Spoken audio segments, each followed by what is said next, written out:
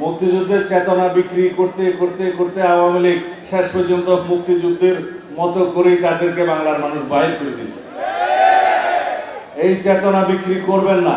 আমরা আজকে যে অবস্থায় দাঁড়িয়ে আছি, মনে হচ্ছে বাংলাদেশে আমরা সবাই শোকের দিনে দাঁড়িয়ে আছি। দুঃখের দিনের কথা আমরা ভুলে গিয়েছি। আমরা ভুলে গিয়েছি আয়নাগরের কথা, আমরা ভুলে গিয়েছি আওয়ামী লীগের নির্যাতন নিপীড়ন, দীর্ঘ ফ্যাসিবাদী শাসনের অত্যাচারের কথা। আমরা এখন পরস্পরের বিরুদ্ধে লড়ছি। গণতান্ত্রিক শক্তিগুলোর মধ্যে বিভিন্নভাবে বিভক্তি সৃষ্টি করার প্রয়াস চলছে। বাংলাদেশের গণতান্ত্রিক আন্দোলনের ইতিহাস ভুলিয়ে দেওয়ার একটা চর্চা চলছে।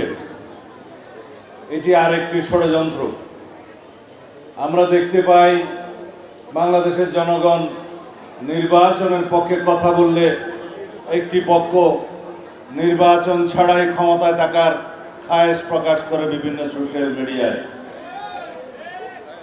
আজকাল কথা বলার স্বাধীনতা এস্টাবলিশড হয়েছে। আমরা বাক ব্যক্তির স্বাধীনতা প্রতিষ্ঠা করেছি। আমরা ফ্রিডম অফ প্রেস এবং রাইট টু স্পিচ আমরা প্রতিষ্ঠা করেছি। সুতরাং সবাই যে যার মতো কথা বলছে, কোনো রকমের জবাবদিহিতা নাই। আমরা কি বলতে চাচ্ছি, তাতে দেশের কি ক্ষতি হচ্ছে বা উপকার হচ্ছে, গণতন্ত্রের পক্ষে যাচ্ছে কিনা, সেটা আমরা বাদ বিচার করছি না। আমরা পরস্পরের মধ্যে আপোষে লড়াই শুরু করেছি।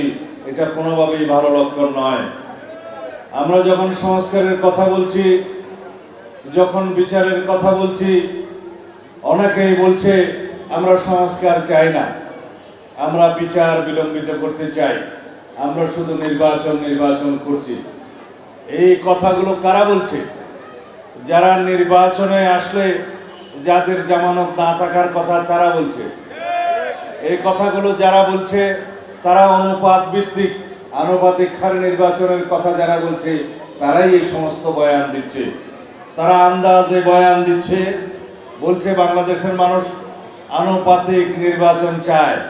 আনুপাতিক নির্বাচন কি জিনিস আপনারা কেউ জানেন? আপনারা অনুপাত অনুসারে কোনোদিন ভোট দিয়েছেন? অনুপাতের নির্বাচন পৃথিবীর বিভিন্ন দেশে, কয়েকটি দেশে আছে, কোথাও পরীক্ষামূলকভাবে আছে। সেই অনুপাত হলো 100টা দল যদি দাঁড়ায় 1, 2, 3, 4 করে 100 নম্বর পর্যন্ত দিতে হবে। আপনি কাকে আগে চান, কাকে 2-এ চান, কাকে 3-এ চান। মাশাআল্লাহ, আমাদের দেশে এখন রেজিস্ট্রেশন যা হচ্ছে পলিটিক্যাল পার্টির বোধহয় 100 আমাদের এখানে ছাড়িয়ে যেতে পারে। এখন 50 ছাড়িয়ে গেছে। গণতন্ত্র বলে কথা। এতগুলো রাজনৈতিক দল সবাই এখন রেজিস্ট্রেশন পাওয়ার জন্য মরিয়া হয়ে উঠেছে। 100 কতটা যেন দরখাস্ত দিয়েছে।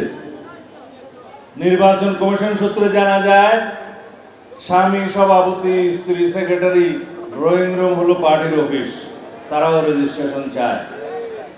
আমাদের আপত্তি নাই যদি নির্বাচন কমিশন তাদের নীতিমালা অনুসারে তাদের রেজিস্ট্রেশন দেয়। কিন্তু একটি দল, নতুন দল, ছাত্রদের দল, যাদের আমরা সফলতা কামনা করি, উজ্জ্বল ভবিষ্যৎ কামনা করি, রাজনৈতিক অভিজ্ঞতা অর্জনের জন্য আমরা পরামর্শ দিচ্ছি, তারা দাবি করছে মৌলিক সংস্কার না হলে, বিচার না হলে তারা নির্বাচন করবে না। তারা বলছে ওই নির্বাচন কমিশন থাকলে নির্বাচন করবে না। তারা বলছে পরিস্থিতি ঠিক না হলে নির্বাচন করবে না। তাই বাবারা, নির্বাচন করার জন্য আমাদের কি কি করতে হবে পরামর্শ দিলেই হয়। শুধু করবা না বললে কি হবে?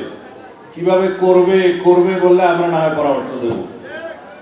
প্রথম থেকে তাদের ধারণা হয়েছে 5ই আগস্টের ছাত্র গণ অভ্যুত্থানের মালিক তারা। বাবারা, এই আইডিয়া তো শেখ মুজিবের আইডিয়া। শেখ হাসিনা বলতো মুক্তিযুদ্ধের চেতনার পুরোটাই ওরা হচ্ছে কন্ট্রাক্টর। মুক্তিযুদ্ধের চেতনা বিক্রি করতে করতে করতে আওয়ামী লীগ শেষ পর্যন্ত মুক্তিযুদ্ধের মতো করেই তাদেরকে বাংলার মানুষ বাহির করে দিয়েছে। এই চেতনা বিক্রি করবেন না।